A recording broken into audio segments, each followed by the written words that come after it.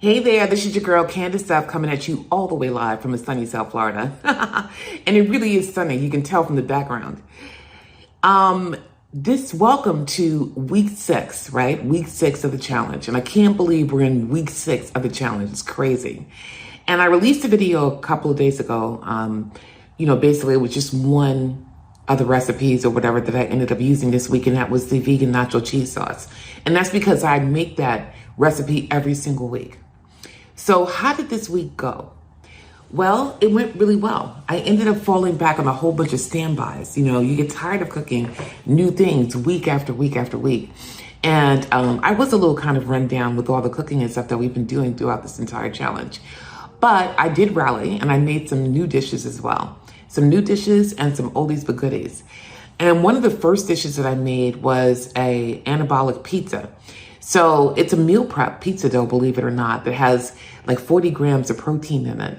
And we do that with the use of vital wheat gluten. But I made the pizza, and I didn't make it entirely on video, but I definitely walked you through how I made the dough and how I stored it in the refrigerator. And then I actually prepared the pizza on camera. So you'd be able to see how I did that.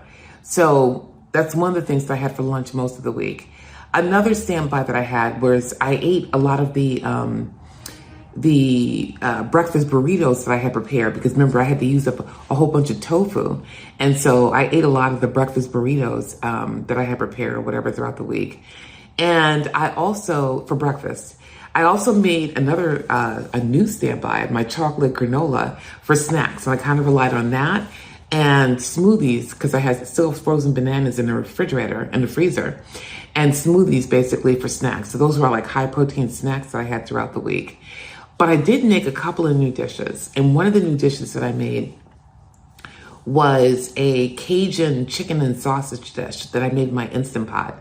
And it was delicious. I had that several days for dinner and I was a happy child.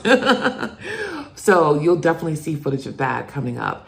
And I decided not to make the Cambodian fish soup. I don't know what I was thinking.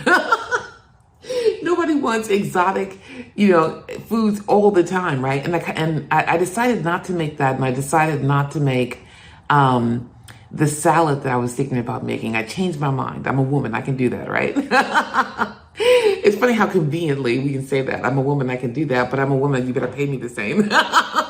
You actually do better if I'm doing the same work.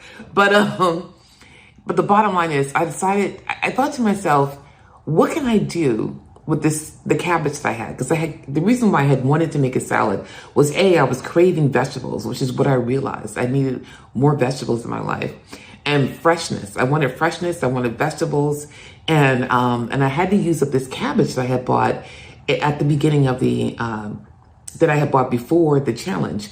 And I actually bought another red cabbage, I don't know why, during the challenge. So I bought one red cabbage before the challenge and one red cabbage after the challenge. And I had a portion of the one I had from before the challenge in my refrigerator, and I had to use it up. I also had these carrots that I needed to use up. So I was originally going to make like a Thai type salad, with chicken, the salad, the noodles, like the Asian sauce and the carrots or whatever, edamame, because I have some of that in the freezer. I was going to do that for a salad. But I realized I don't like raw cabbage. I'm not even really like a coleslaw type of chick, right? If I buy coleslaw, it's because I'm going to make egg roll in a bowl or something, right, with it. I don't really use that raw. I don't like crunching raw vegetables, which I explained during the footage that I have here. So I decided to make a roasted vegetable dish, and I pretty much made like a sheet pan dish instead. And I have footage of that you're going to be able to see as well. So without further ado, let's go ahead and make some anabolic pizza meal prep.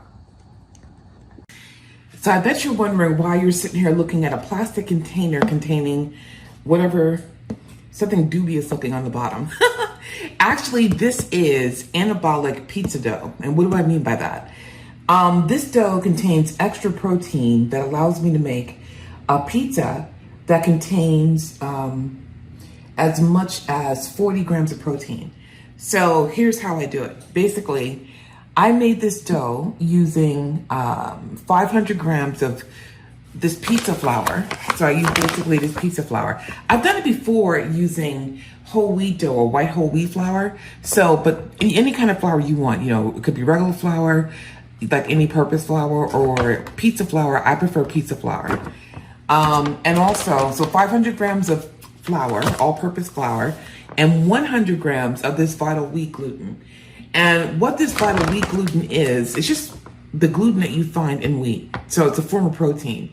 Now, if you are celiac, or if gluten, you know, bothers you, you can't make this dough. You should just make it with, you know, the other way. You should just make it with Greek whole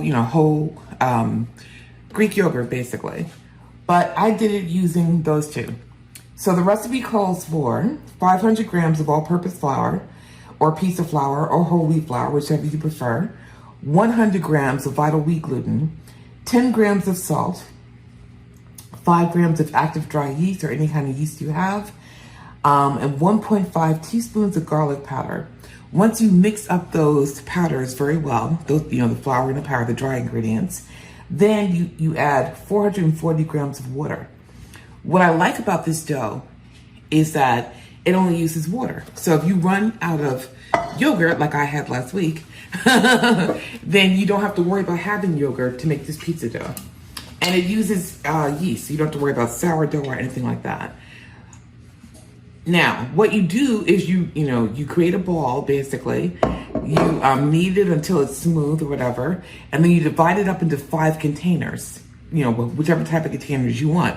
I use these containers because they're handy. I bought these on Amazon. I can put the link in the description. They've served me well for a number of purposes. And once you spray the containers, or put a little oil in there, and put the dough inside, you know, in these 5 containers, then you put it in your refrigerator and you allow it to do what we call a cold rise overnight. So I had mine in the refrigerator for over 24 hours. It did a cold rise. Now, do they get really big? No. These are individual pizza dough servings. So, you know, basically you would have this as an individual pizza dough servings. Now, I ran out of spray, so I'm going to use olive oil. And what I'm going to do is just kind of make sure the dough doesn't stick to the bottom of my cast iron pan. And I'm using an oven-proof pan because I'm going to use this both on top of the stove and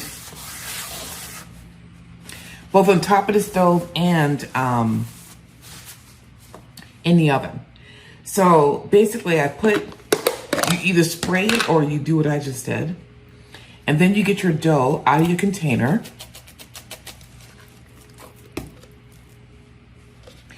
And you take your dough and with clean hands, you basically try to get it. And you should have, you know, to the edges of the pan. And you should have at least a 10-inch pan.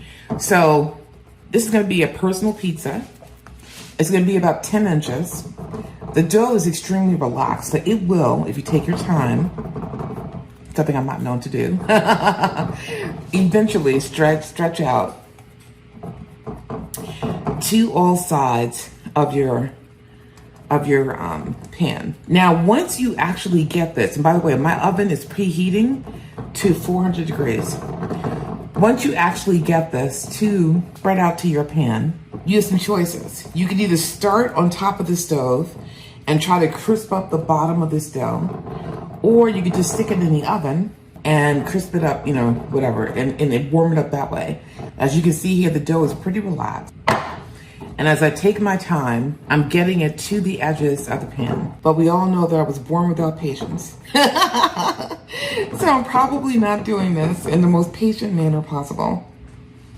It's like I'm giving the dough a massage, right, with my fingers. Oh, goodness gracious. Okay. So now that the dough has reached the edges of the pan, I'm going to go ahead and put on some marinara sauce. Now, you can use pizza sauce, you can use marinara sauce. As long as you don't use too much, it's not going to skew the macros that much. So I basically use about 2 tablespoons or so, maybe 2.5 tablespoons. And I just kind of move it around to the edges of the pizza.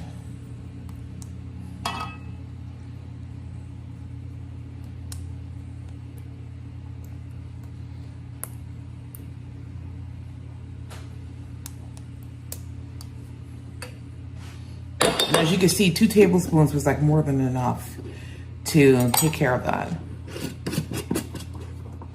And now I'm going to use a combination of fat-free mozzarella and low moisture part skim mozzarella. You can just use any kind of mozzarella you want. Your macros are your business, you know, in terms of calories and stuff. But you're not going to really skew it that much if you just use low moisture part skim. Now it's funny because fat-free mozzarella tends to have more protein than regular mozzarella. This is why I like to use a combo. And also to, you know, to kind of tamp down on how much fat I put into my pizza. I didn't have that much left, so I will probably end up in the store buying more since I don't have that much mozzarella, period. And because dairy, it's within my challenge parameters to buy. So now I'm using the low moisture part skim mozzarella. And I like to put that on top because it melts better than, I mean, fat-free mozzarella doesn't really melt unless you spray it with oil. And spraying it with oil kind of defeats the purpose, if you ask me. So, all right, so this is low moisture part skim. And I'm being rather liberal because I can't be bothered measuring it, and that's just who I am. And I happen to know this meal is high in protein, so the amount of calories doesn't even bother me as much. And I know it's within my parameters for the most part. All right, so as you can see, it looks pretty good. I'm gonna go ahead and put this in the oven for about 10 to 12 minutes and then come back to you. Okay, so, the alarm went off on the pizza in the oven. I had placed it in there for 10 minutes. And as you can see, the cheese has melted. But I suspect,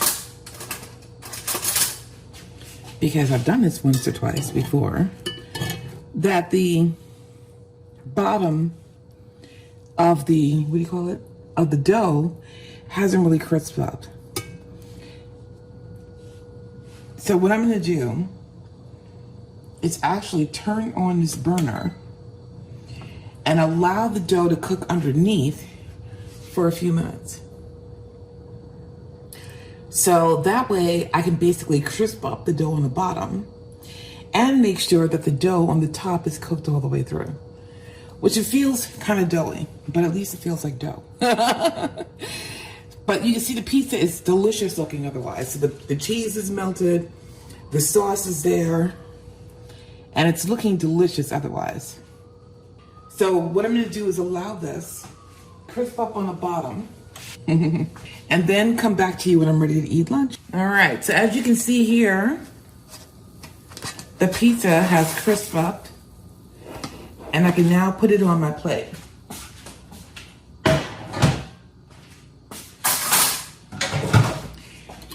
And you can tell that it went ahead and it browned on the bottom. So, and it even looks, well, much better cooked even on the top. Now this pizza is hot, and so don't ask me why I'm trying to cut it on the plate with my bare hands. Probably because I have no sense whatsoever. And I always do this. So I always burn myself just quite a little bit. But you can see it's very cheesy and delicious looking. There are, in actuality, several ways that you can add protein to a pizza. And I'm probably gonna do a video after the challenge showing all the different ways I can add protein to a pizza. But putting vital wheat gluten in the crust, using lots of cheese is one way, because cheese also has protein.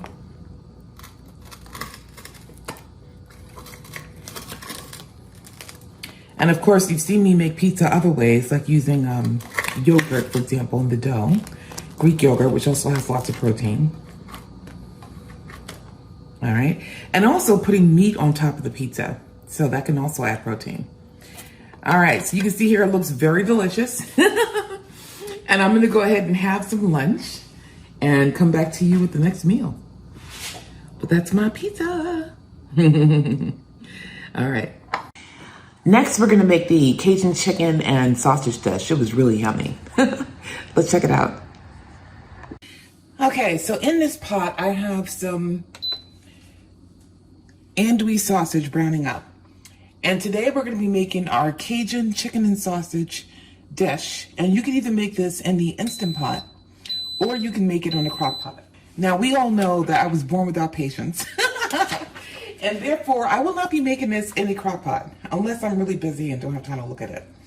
But since I do have time to look at it, and I do want my dinner, we're going to make it here in the Instant Pot. All right, so basically, I'm supposed to have 12 ounces of smoked sausage. I probably have like a little bit more than that. And that's browning up here. And it's been browning for a while, so I better start adding the other ingredients so I don't want to burn anything. All right, so now it says we should add bell pepper, onion, and celery. So we have our celery here, which is 3 celery stalks that I chopped up. And I used all of my bell pepper on the Haitian spaghetti from last week, but I do have this bell pepper and onion mix.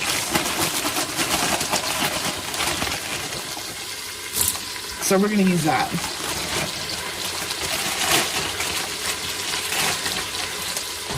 Ooh, sorry, I keep banging the camera. As I said before, it's one of the smartest buys I ever made before this pantry challenge. And I'm definitely going to be keeping this in my freezer, stocked or whatever, after the challenge. And since this is frozen, it's not going to take very long for it to get cooked done. All right, we're also supposed to add, let me see here, broth. Okay, it says to cook this for 3 to 5 minutes and then add the garlic and cook for an additional minute. And then we're going to add chicken broth and deglaze the bottom of the pressure cooker. And then we're going to add chicken, diced tomatoes, and Cajun seasoning. So the good news is this cooks really quickly once everything is sort of like sauteed.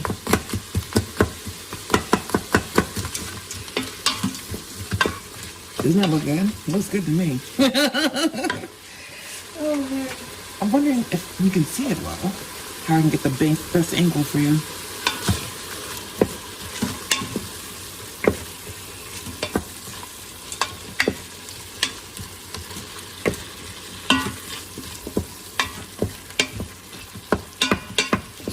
All right, so while that is sauteing, I am going to grab the garlic and put that in there.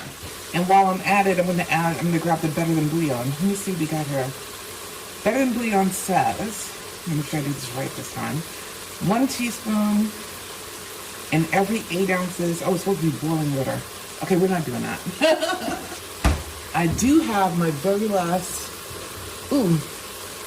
organic chicken stock here in the cabinet, so we're going to use that. Oh my goodness. If I don't stop banging this camera. So what I'm doing now is I am measuring out a cup of the stock. That's how much is supposed to go in there. Let's see how we're doing. Pretty good, actually. I feel like it will cook down really fast. Okay, so I'm gonna grab some of this garlic that's already pre-whatever. Put you back in here.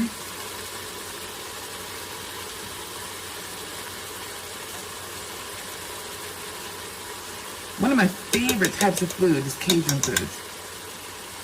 When I was working full-time at a law firm for 22 years, I used to go on vacation a lot. I used to go to, not on vacation a lot, but I used to go to New Orleans a lot for vacation. And I used to go to the Essence Music Festival. And I went there like every year for several years in a row. And that festival takes place during, I think, July 4th weekend in New Orleans. And let me tell you, the food, the music, and the people in that order are so amazing in New Orleans. I really considered moving there at some point. But then I realized, just like Miami, if you live there, it would kind of lose the vacation vibe, right? It would become, you get used to it. So, and living in the French Quarter is really expensive. If I thought real estate in Miami Beach was expensive, the French Quarter was ridiculous. All right, so, but I love New Orleans, and I'm dying to get back there because I haven't really been there since the pandemic,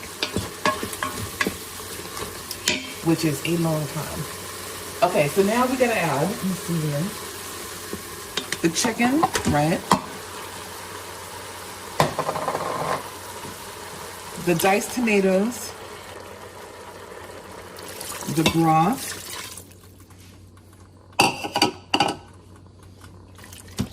and I'm gonna have to stick the spoon in the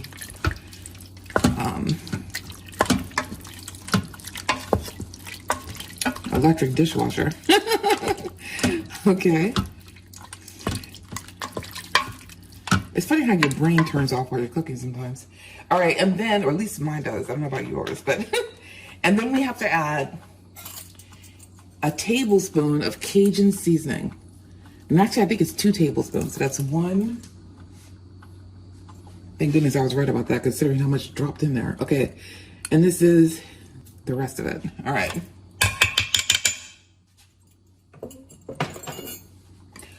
So look at all that Cajun seasoning down there. Ooh, as I splashed chicken juice everywhere. Okay, so this is gonna be in here once I finish mixing it up for, believe it or not, only 7 minutes, which I know that the Instant Pot takes time to come to whatever. And the chicken is diced, so it's not like it's, you know, in big, thick chunks or whatever that won't cook. But usually, I've seen recipes, that ask for 10 minutes with like frozen chicken. So I guess this is fine. 7 minutes should be fine. That looks amazing. And you can have this over rice, or you can have this over anything you want. You can have it over noodles. You can have it over quinoa if you wanted to. You could just have it. Or you could have it over cauliflower rice. So either way would work. All right. And I'm going to add, just for the heck of it, some of this wood-fired garlic, because you and I both know I'm putting this in everything. Okay, so what I'm going to do here is I'm going to put this on for 7 minutes and then let it naturally release and then come back to you so that we can see when that time is done. And I'm going to clean up all the chicken juice in here. All right, I'll be back. All right, so let's see what we're working with here. It's down on natural release. It's been releasing for about 4 minutes. Just waiting for a second until we hear that pin drop. All right, did you hear that? I heard that. Let's see what we're working with. All right, so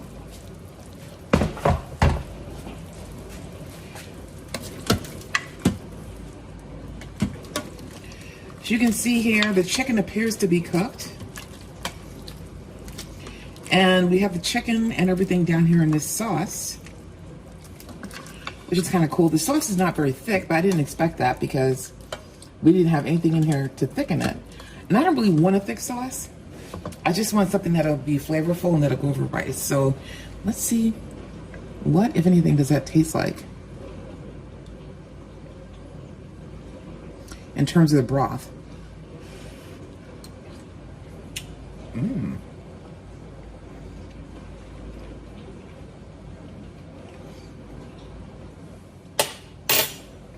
That is a very flavorful and quite spicy broth. I don't know what Cajun seasoning I got, that organic Cajun seasoning, but that broth is spicy. I should have known because the sausage was a little spicy.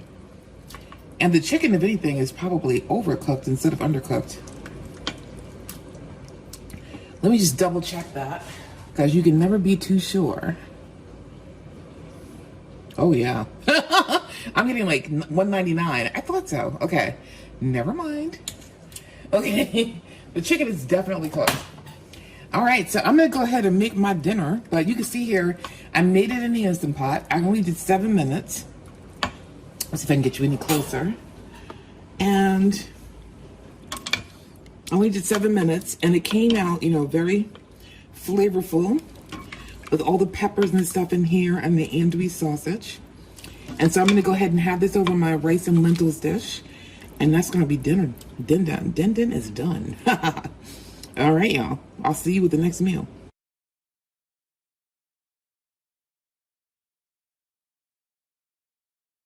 And finally, we're going to go see the roasted sheep pan dinner that I made and enjoyed several days this week. Go ahead and check that out. Hey there. So I'm here making dinner, and I had changed my mind. I decided that I was going to use this cabbage for something else other than a salad. And that's for two reasons. One, I got lazy. But two, more importantly, I don't really like coleslaws. Like, I'm not really a coleslaw type of gal. So I prefer my cabbage cooked.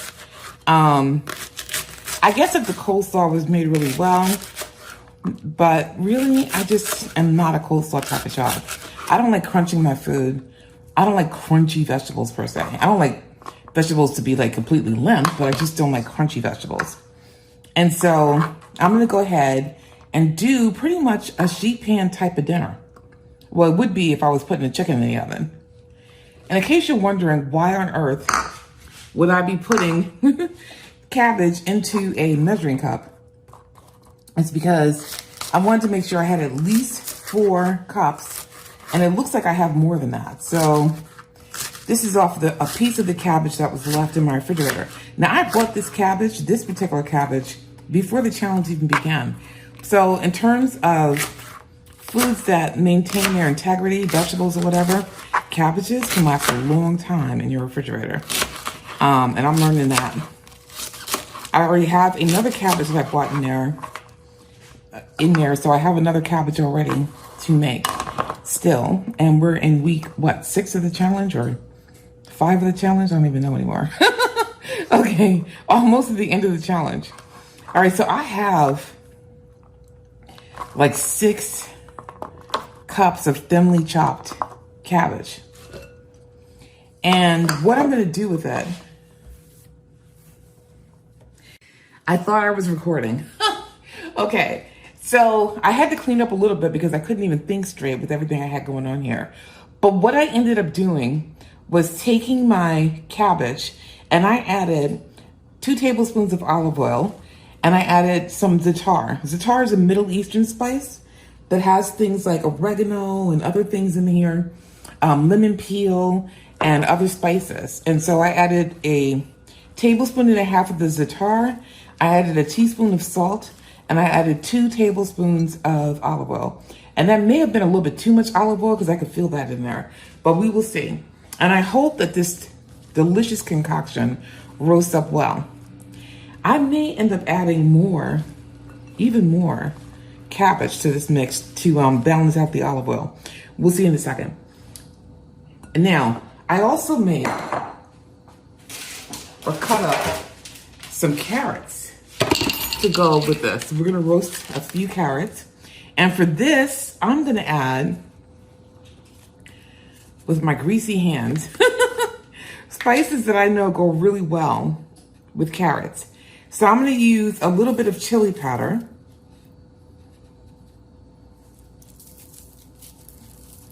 I know it sounds strange. I'm gonna use some of my old standby, this roasted garlic, wood-fired roasted garlic powder.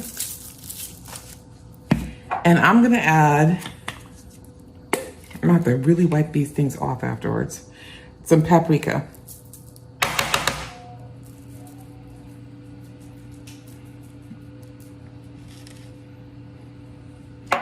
And of course, this too is gonna need a little bit of olive oil in order to roast up well. And I'm also gonna need, if I can get this open without getting grease all over it,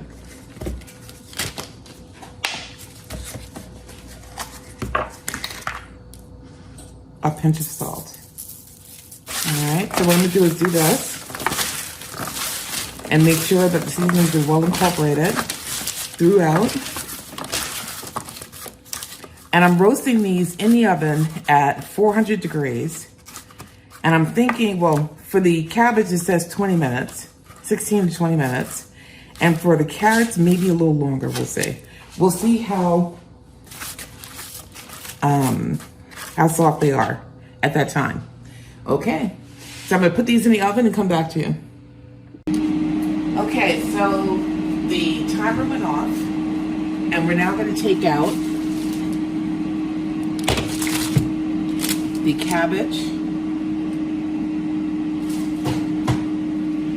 and we're gonna check the carrots. As you can see here, the cabbage roasted up. It could probably use maybe a few more minutes to get caramelized. I'm gonna put this back in the oven because it still feels, kind of hard to me. So I'm gonna put this back in the oven. The original recipe wanted me to roast it at 425. But because I also had the carrots in there, I didn't want to actually roast them that long. Now the carrots are still kind of hard to cut into. So what I'm going to do is put these back in the oven for another 10 minutes, and then we should be done. All right, I'll come back to you then. Okay, so the vegetables should be pretty much done. Let's take these out. Oof. I got a nice thing of steam right in my face. So there you have the roasted cabbage. Ooh. And here you have the roasted carrots.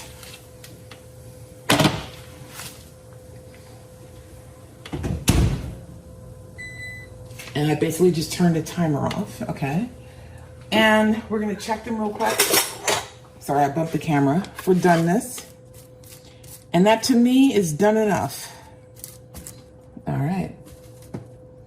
And the carrots are done enough too, because remember, I'm gonna be warming these up throughout the week, so don't want them too limp. All right, so what I'm gonna do is put these into containers and bring you back over to the working area. All right, y'all. The chicken has now finished, and you can see it here. It looks lovely. I flipped it at about 8 minutes in, 8 or 9 minutes in, and I allowed it to cook on the second side. It's a good thing I did because this side is darker than it was at 8 minutes. Let's check the temperature on this bad boy and see if it's cooked all the way through. And the answer is no. It's at 136. Wow.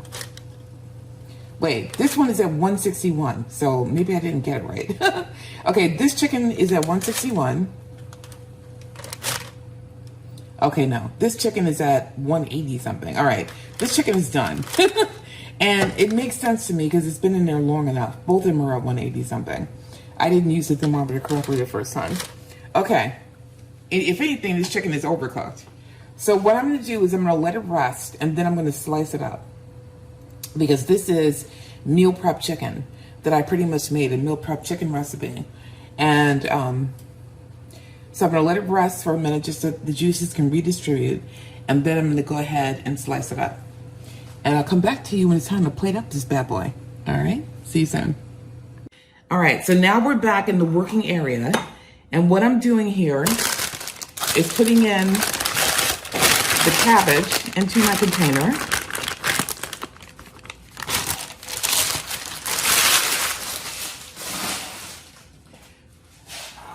I'm also putting my carrots into its container.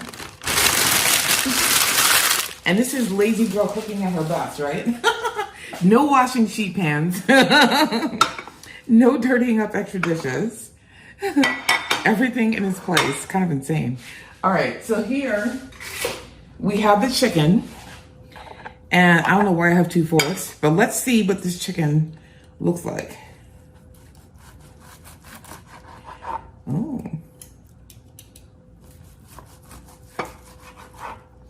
So this is what it's cutting like. I have never been, this is not the sharpest knife, but it's my favorite one. I've never been the greatest cutter of meat. But you can see here the chicken is fully cooked through. And to be honest, I may have cooked it a little bit much. It appears to be a little bit dry, but let's taste it.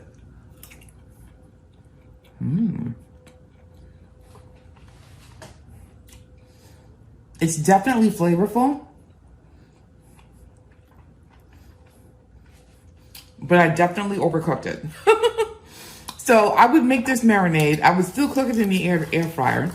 I would cook it for less time.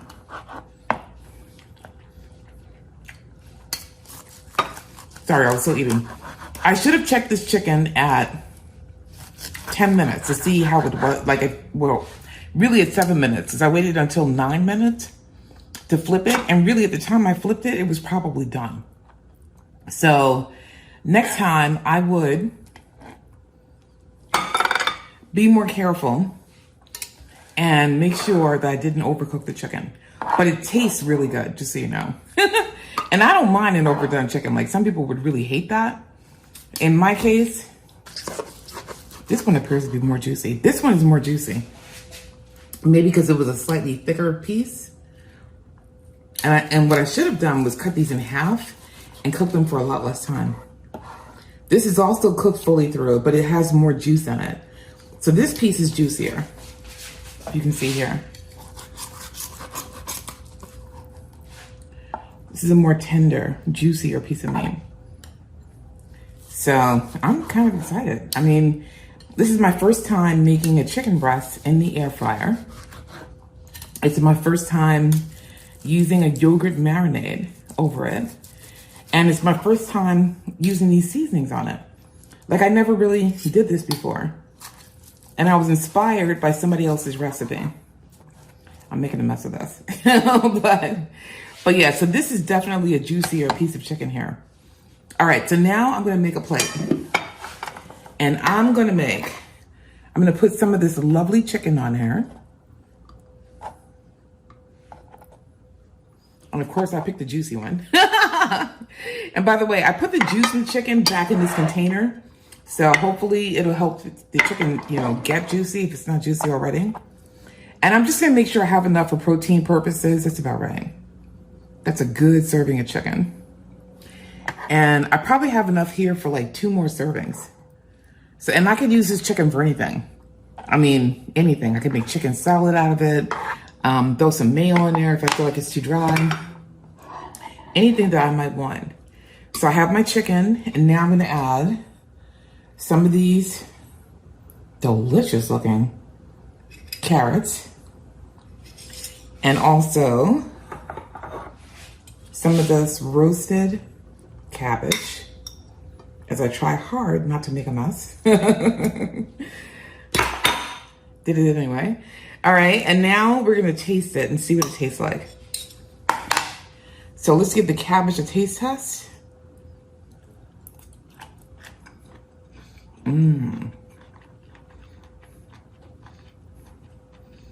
That's tasty. Roasting it made it kind of sweet, but not very. And the seasonings I put in there gave it a delicious spicy taste.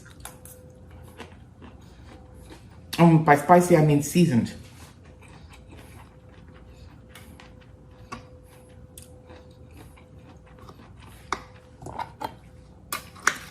So that za'atar did really well. And now for the carrots here.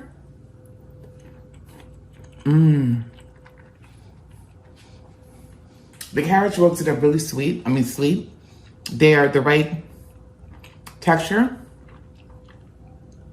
I put paprika and chili spice on here, and those were the right spices, along with some salt and pepper and olive oil, and they're delicious. All right, y'all. I'm gonna go ahead and put this food away. I'm gonna have my dinner and enjoy the heck out of it. See you soon. So there you have it. It was a week of really good food. And I even brought back some additional oldies but goodies, including I had one more serving of the chicken soup that I had made earlier in the challenge in my freezer. And I had that for dinner one night when I was really, really tired of cooking. All right, y'all. For this week coming up, I'm not going to make a whole bunch of promises because I noticed that every time I tell you what I'm going to cook, I end up changing it or altering it. So I'm going to surprise you. Ha ha ha. But thank you so much for sticking with me during this challenge. And I hope you'll stick with me after the challenge. I have been thinking really hard about what I want to do next on this channel after the challenge. And I think that I'm going to be entering a series of challenges that you might enjoy. But I want to get some input from you. I want to know what you enjoy the most about watching my videos, whether you'd like to see me embark on other challenges. Do you want to see me do like grocery shopping challenges where I try to meet a budget? Do you want to see me take other measures to avoid food waste? Do you want to watch me learn how to can, learn how to bake, improve my cooking skills? Do you want to learn more about high protein vegan meals or high protein meals in general? I mean, what is it that you want to actually see me do here on this channel? How about writing challenges? Would any of you be interested in learning about how to write books and things like that? And maybe creative challenges. So let me know in the comments below what you would enjoy seeing on this channel and what you would enjoy seeing as the next chapter. All right? Take care and have a wonderful day. And don't forget to give me a thumbs up if you like me, if you like this video, if you got something out of it. It helps the algorithm.